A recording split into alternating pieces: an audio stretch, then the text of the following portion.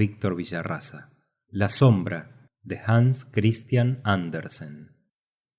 Es terrible cómo quema el sol en los países cálidos. Las gentes en ellos se vuelven morenos como la caoba, y en los muy cálidos, negros como los negros. Había llegado un sabio de su país frío a uno de esos países cálidos, donde creía poder pasearse como en el suyo, pero pronto se convenció de lo contrario. Como todas las personas razonables, tuvo necesidad de estarse todo el día encerrado en la casa, que parecía dormir o estar abandonada. Desde la mañana a la noche brillaba el sol entre las altas casas a lo largo de la callecita donde vivía. A la verdad que esto era insoportable. El sabio de los países fríos, que era joven, creía estar en un horno encendido. Adelgazó cada vez más y su sombra se estrechaba considerablemente. El sol le perjudicaba y no volvía verdaderamente a la vida sino después de la puesta del sol. ¡Qué de satisfacciones entonces! En cuanto encendía la bujía en la habitación, la sombra se extendía por la pared hasta llegar al techo, y se extendía lo más posible para recobrar sus fuerzas. Por su parte, el sabio salía al balcón para extenderse en él, y a medida que las estrellas iban apareciendo en el hermoso cielo, se sentía poco a poco revivir. En breve salía todo el mundo al balcón de la calle. En los países cálidos, cada ventana tiene un balcón, porque se necesita aire hasta para las gentes de color de caoba. ¿Cómo se anima todo entonces? Los zapateros, los sastres, todo el mundo se esparce por las calles. Veíanse en ellas mesas, sillas y mil luces. Uno hablaba, otro cantaba, se paseaban, los carruajes rodaban, los burros pasaban haciendo sonar sus campanillas. Un muerto era llevado a enterrar al compás de los cantos sagrados. Los chiquillos lanzaban cohetes y petardos. Las campanas de las iglesias repicaban. En una palabra, la calle estaba muy animada. Solo una casa, la que había enfrente de la del sabio, no daba señales de vida. Sin embargo, alguien vivía en ella, porque unas flores hermosísimas se extendían por el balcón, para lo cual era preciso que alguien las cuidase.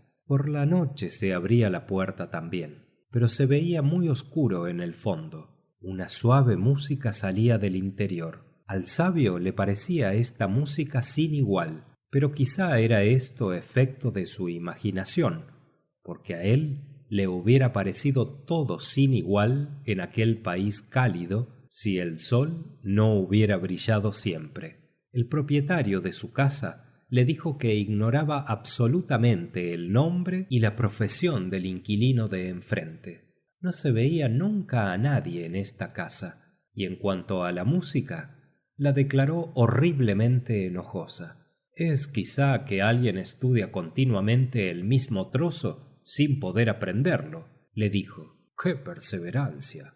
Una noche el sabio se despertó y creyó ver una extraña luz en el balcón de su vecino. Todas las flores brillaban como llamas, y en medio de ellas estaba en pie una hermosa señorita esbelta y encantadora que brillaba tanto como las flores. Una luz tan fuerte hubo de herir en la vista a nuestro hombre, que se levantó de pronto y fue a separar la cortinilla de la ventana para mirar la casa de enfrente. Todo había desaparecido. Solo la puerta que daba al balcón estaba entreabierta y se continuaba oyendo la música. Por fuerza, debía haber en aquella casa hechicería. ¿Quién habitaba allí? ¿Dónde estaba la entrada? Todo el piso bajo se componía de tiendas, y en ninguna parte se veía corredor o escalera que condujese a los pisos superiores. Una noche estaba el sabio sentado en su balcón, y detrás de él, en la habitación, ardía una bujía. Era pues natural que dibujase su sombra en la pared del vecino. mostrábase entre las flores y repetía todos los movimientos del sabio. Creo que mi sombra es la única cosa que vive allí. Con qué gallardía se ha sentado entre las flores cerca de la puerta a medio abrir. Debía ser bastante fina para entrar, ver lo que pasa y venir a contármelo. ¿Ves, pues?, gritó, chanceándose. Muestra al menos que sirves para algo. Vamos, entra. Enseguida hizo un signo con la cabeza a la sombra, y la sombra repitió el signo. Vamos, no me tengas mucho tiempo esperando. A estas palabras el sabio se levantó y la sombra hizo lo que él. Se volvió y la sombra se volvió también.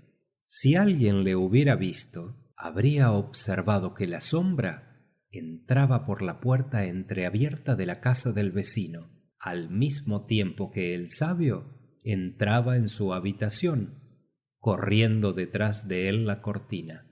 Al día siguiente, cuando este último salió para tomar el café y leer los periódicos, se acercó hasta los rayos del sol y exclamó de pronto: ¿Qué es esto? ¿Dónde está mi sombra? ¿Se marcharía en efecto ayer noche y no habrá vuelto aún? Esto es excesivamente enojoso.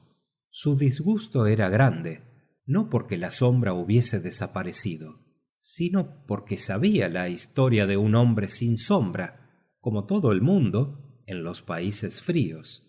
Y si él volvía un día a ellos y contaba su propia historia, le acusarían de plagiarlo sin merecerlo. Resolvió, pues, no hablar a nadie de esto, y así lo hizo. Por la noche volvió al salón después de haber colocado la luz detrás de él para hacer volver su sombra, pero por más que se estiró, se encogió y repitió «Hum, hum», la sombra no aparecía.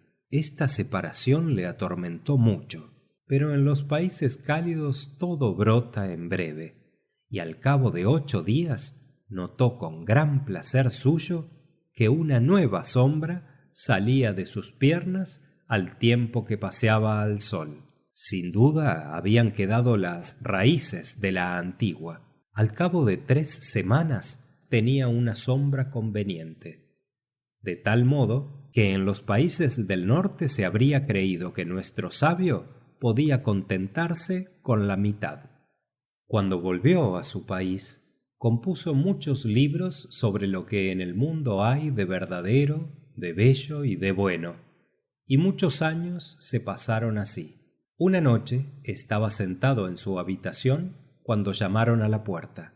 «Entrad», dijo, pero nadie entró. Fue a abrir y vio un hombre muy grande y muy delgado, pero perfectamente vestido y con un aspecto muy parecido al suyo. «¿A quién tengo el honor de hablar?», preguntó el sabio. «Dudaba que me reconociera usted», contestó el hombre delicado. «¿Lo ve usted? Es que he adquirido cuerpo, que tengo carne y llevo vestidos. ¿No reconoce usted a su antigua sombra? Usted había creído que yo no volvería. He tenido mucha suerte desde que le dejé. Soy rico y tengo por consiguiente medios para rescatarme». Enseguida hizo sonar un montón de dijes unidos a la pesada cadena de oro de su reloj, y sus dedos, cubiertos de diamantes, lanzaron 1000 relámpagos. «¿Estaré soñando?», dijo el sabio. «¿Qué significa esto?». «Ciertamente que esto es extraordinario. Pero ¿usted mismo no es un hombre extraordinario? Y yo, bien lo sabe usted, he seguido sus huellas desde su infancia. Encontrándome yo bastante fuerte para poder recorrer solo el mundo, me echó usted, y yo he salido bien de mi empresa. Tuve deseos de ver a usted antes de que muriera, y al mismo tiempo de visitar mi patria. Usted sabe cuánto se ama a la patria.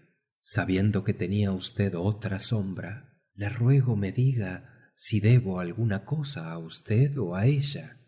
Hable usted si gusta».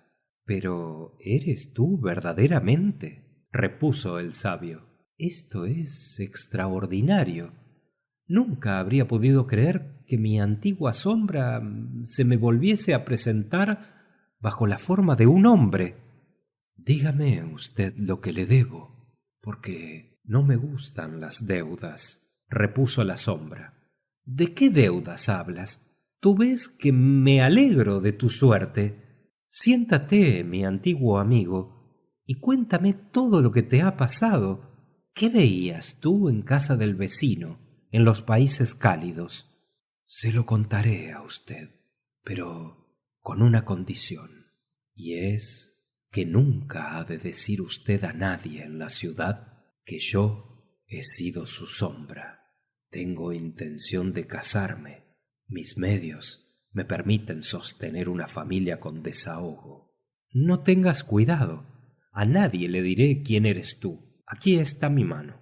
Yo te lo prometo. Un hombre es un hombre, y una palabra es una sombra. Diciendo esto, la sombra se sentó, y ya sea por orgullo, ya sea por acercársela, puso los pies con botines charolados sobre el brazo de la nueva sombra que se deslizaba a los pies de su señor como un perrillo. Esta se mantuvo quieta, impaciente por saber cómo podría emanciparse y llegar a ser dueña de sí propia. Adivine usted quién vivía en la habitación del vecino, principió la primera sombra. Era una persona hermosísima. Era la poesía. He estado allí durante 3 semanas y este tiempo me ha valido 3000 años. Allí leí todos los poemas posibles y los conozco perfectamente. Por ellos lo he visto todo y lo sé todo. ¿La poesía? Exclamó el sabio. Sí, es verdad. Frecuentemente no está sino en la soledad, en medio de las grandes ciudades. La he visto un instante, pero el sueño pesaba en mis ojos, brillaba en el balcón como una aurora boreal. Veamos, continúa. Una vez que entraste por la puerta entreabierta, me encontré en la antecámara, que estaba medio a oscuras, pero vi delante de mí una inmensa fila de habitaciones, cuyas puertas de 2 hojas estaban abiertas. Poco a poco se fue iluminando la habitación, y sin las precauciones que tomé, habría sido abrasado por los rayos de luz antes de llegar a la señorita. En fin, ¿qué viste? Preguntó el sabio. Lo vi todo, como le digo a usted, y en verdad que no es por orgullo, pero como hombre libre y con mis conocimientos, sin hablar de mi posición y de mi fortuna, deseo que no me tutee usted más. Pido a usted perdón, es una antigua costumbre. Pero tiene usted razón y no me volverá a suceder. ¿Qué veía usted? Todo lo he visto y lo sé todo. ¿Qué aspecto ofrecían a usted las salas del interior? ¿Le parecían un bosque fresco, una santa iglesia o un cielo estrellado? A todo se parecían. Es verdad que no las atravesé, pero desde la antecámara lo vi todo. Pero, en fin, los dioses de la antigüedad paseaban por esos salones. Los héroes de la antigüedad combatían, contaban sus sueños y jugaban niños encantadores. Repito a usted que todo lo he visto. Al entrar allí no se convertiría usted en hombre, pero yo me convertí. Aprendí allí a conocer mi verdadera naturaleza, mi talento, mi parentesco con la poesía. Cuando aún estaba con usted no pensé nunca, pero debe usted acordarse cómo yo me hacía mayor todos los días al salir y al ponerse el sol. A la claridad de la luna casi parecía yo más distinta que usted, solo que no comprendía entonces mi verdadera naturaleza. y en la antecámara de aquella casa aprendí a conocerla. Yo estaba constituido ya en el momento en que usted me lanzó al mundo, pero usted se marchó de repente, dejándome casi desnudo. Pronto me avergoncé de encontrarme en semejante estado.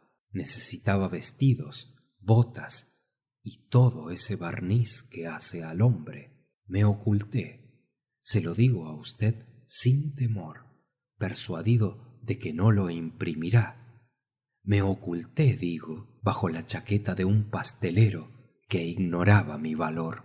Únicamente por las noches salía a recorrer las calles a la luz de la luna. Subía y bajaba a lo largo de las paredes, mirando por las ventanas grandes de los salones y por las claraboyas de las casas pobres. Vi por donde nadie podía ver y lo que nadie podía ni debía ver. Para decir a usted la verdad, este mundo es muy vil, y sin que esto sea pensar que un hombre no significa alguna cosa, yo no me tomaría interés por serlo.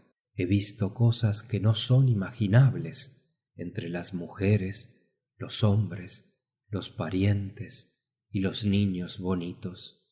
He visto lo que nadie debía saber, pero lo que todos quisieran saber: el mal del prójimo. Si hubiera escrito un periódico, lo habrían devorado, pero preferí escribir a las personas mismas, y en todas las ciudades por donde pasé causaba un pavor inaudito. Se me temía y se me acariciaba. Los profesores me hicieron profesor, los sastres me dieron traje, y esto en gran cantidad. El director de la Casa de la Moneda me regaló magníficas piezas. Las mujeres me encontraban un mozo gallardo. Así es como he llegado a ser lo que soy. Ahora ya he presentado a usted mis respetos. Aquí está mi tarjeta. Vivo al lado del sol, y en tiempo de lluvia me encontrará usted siempre en casa. Diciendo estas palabras, la sombra desapareció. Es notable, dijo el sabio. Un año después, precisamente, volvió la sombra. ¿Cómo le va a usted?, preguntó. Escribo sobre lo verdadero, sobre lo bello y sobre lo bueno, pero nadie hace caso. Estoy desesperado. Está usted equivocado. Míreme usted a mí, cómo engordo, y es todo lo que hace falta. Usted no conoce el mundo. Le aconsejo que haga un viaje, y ahora mejor que nunca, porque tengo intención de hacer uno este verano. Y si usted quiere acompañarme en calidad de sombra, me dará una satisfacción grandísima. Yo pago el viaje. Va usted demasiado lejos. Es según. Yo aseguro a usted que el viaje le probará bien. Sea usted mi sombra y no tendrá nada que gastar. Es demasiado, dijo el sabio. Así es el mundo y así será siempre, dijo la sombra, alejándose. Cada día fuese encontrando el sabio peor, a fuerza de disgustos y de penas. Lo que decía de lo verdadero, de lo bello y de lo bueno producían a la mayor parte de los hombres el mismo efecto que las rosas a una vaca.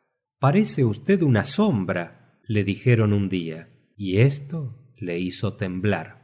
Es preciso que vaya usted a tomar baños, le dijo la sombra, que había vuelto a verle. Es el único remedio.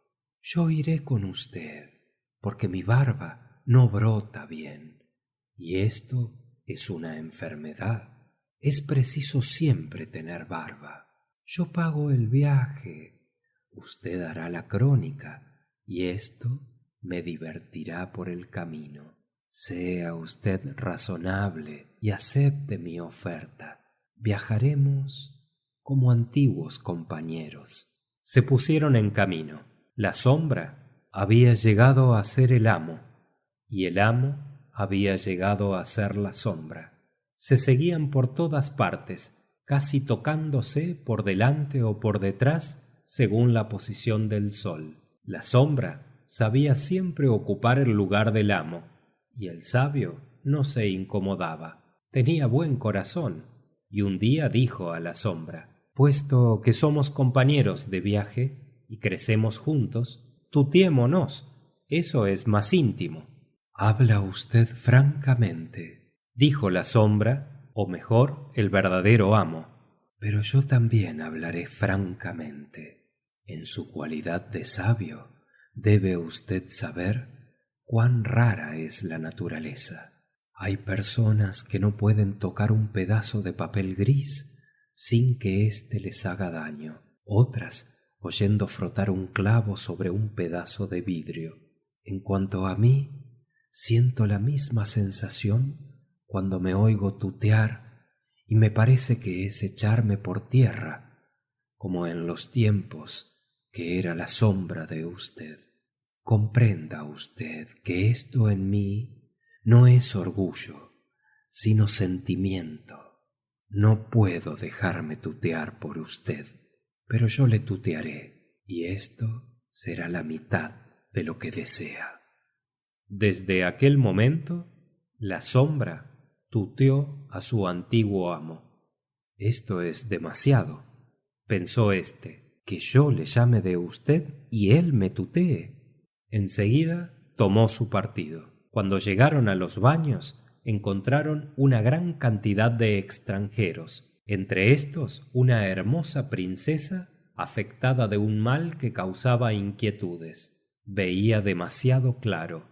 Pronto notó a la sombra entre todas las demás. Ha venido aquí para hacer brotar su barba, según dice, pero la verdadera causa de su viaje es que no tiene sombra. Presa de curiosidad, entabló conversación en un paseo con la sombra. Como princesa, no se cuidaba mucho de los cumplimientos, y le dijo: la enfermedad de usted es no producir sombra.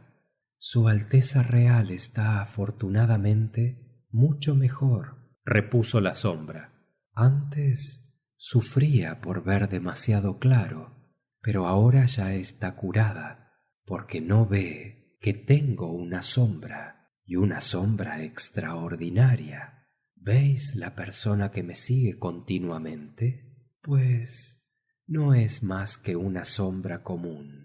Así como muchas veces se da para la librea de los criados un paño más fino que el que uno mismo gasta, así yo he presentado a mi sombra como un hombre. Hasta le he dado una sombra. Aunque me cueste mucho, me gusta tener lo que los demás no tienen. ¿Cómo?, pensó la princesa. ¿Será que verdaderamente esté curada? Es verdad que el agua en los tiempos que vivimos posee una virtud singular, y estos baños tienen una gran reputación. Sin embargo, no me marcharé de aquí todavía. Me divierto mucho, y este joven me agrada. Mientras no brote su barba, él no se irá. Por la noche, la princesa bailó con la sombra en el gran salón del baile. Era ella muy ligera, pero su caballero aún era más. Nunca había encontrado uno semejante. Díjole la princesa el nombre de su país, que él conocía perfectamente por haber mirado por las ventanas, y hasta le contó cosas que le extrañaron no poco. Ciertamente que era el hombre más instruido del mundo. Poco a poco le fue demostrando su estimación, y bailando una vez más juntos, le declaró su amor con miradas que parecían quererle penetrar. Sin embargo, como era una joven, reflexionó y dijo entre sí: es instruido, lo cual es bueno. Baila perfectamente, lo que es mejor. Pero posee conocimientos profundos. Eso es lo más importante, y acerca de lo cual voy a examinarle. Y principió por preguntarle sobre cosas tan difíciles que ella misma no habría podido responderlas. La sombra hizo una mueca. No sabe usted responder, dijo la princesa. En mi infancia, respondió la sombra, sabía todo eso. Y estoy seguro que mi sombra, que está allá abajo, delante de la puerta, responderá fácilmente. ¿Su sombra de usted? Sería muy extraño. No estoy del todo seguro, pero lo creo, porque me ha seguido y escuchado durante muchos años. Solo que Vuestra Alteza Real me permitirá llamarle la atención sobre un punto muy particular. Esta sombra es de tal manera orgullosa por pertenecer a un hombre que, para que esté de buen humor, lo cual es preciso para que responda bien, hay que tratarla absolutamente como a un hombre. Lo apruebo, dijo la princesa. Enseguida se acercó al sabio y le habló del sol, de la luna y del hombre, bajo todos sus aspectos. Él respondió convenientemente y con mucho talento. ¡Qué hombre tan distinguido!, pensó la princesa, que tiene una sombra tan sabia. Sería una felicidad para mi pueblo si yo le escogiese para mi esposo. En breve, la princesa y la sombra arreglaron su matrimonio, pero nadie debía saberlo hasta que la princesa no estuviese de vuelta en su reino. Nadie, ni aun mi sombra, dijo la sombra, que tenía sus razones para ello. Cuando llegaron al país de la princesa, la sombra dijo al sabio: Escucha, amigo mío, he llegado a ser feliz y poderoso hasta el último grado, y quiero darte una prueba particular de mi bondad. Vivirás en mi palacio, tendrás un sitio a mi lado en mi carruaje real, y recibirás 100.000 escudos al año. Sin embargo, yo te pongo una condición, y es que te dejes calificar de sombra por todo el mundo. Jamás dirás que has sido hombre, y una vez al año, cuando me muestre al pueblo desde el balcón, iluminado por el sol, te echarás a mis pies como una sombra. Está convenido que me case con la princesa, y esta noche se hace la boda. No, eso es demasiado, exclamó el sabio. Nunca consentiré tal cosa. Desengañaré a la princesa y a todo el país. Quiero decir toda la verdad. Yo soy un hombre, y tú no eres más que una sombra vestida. Nadie te creerá. Sé razonable, o llamo a la guardia. Voy a buscar a la princesa, pero llegaré yo primero, y te haré poner preso. Enseguida llamó a la guardia, que ya obedecía al prometido esposo de la princesa, y el sabio fue detenido. Tiemblas, dijo la princesa viendo entrar a la sombra. ¿Qué tienes? Guárdate de caer malo el día de tu boda. Vengo de presenciar una escena cruel. Mi sombra se ha vuelto loca. Figúrate que se le ha puesto en la cabeza que ella es el hombre y que yo soy la sombra. Eso es terrible. Y supongo que le habrán encerrado. Sin duda. Pero temo que no se cure nunca. Pobre sombra, dijo la princesa. Es muy desgraciada. Sería quizá un bien quitarle la poca vida que le queda. Sí, y pensando bien, creo conveniente matarle, en secreto. Es una resolución horrible, repuso la sombra haciendo como que suspiraba. Pierdo un fiel servidor. Qué noble carácter, pensó la princesa. Por la noche se iluminó la ciudad. Tiraron cañonazos y por todas partes se oían las músicas y los cantos. La princesa y la sombra se presentaron en el balcón, y el pueblo, ebrio de alegría, dio 3 vivas entusiastas. El sabio no vio nada ni oyó nada, porque le habían matado. Fin de La Sombra,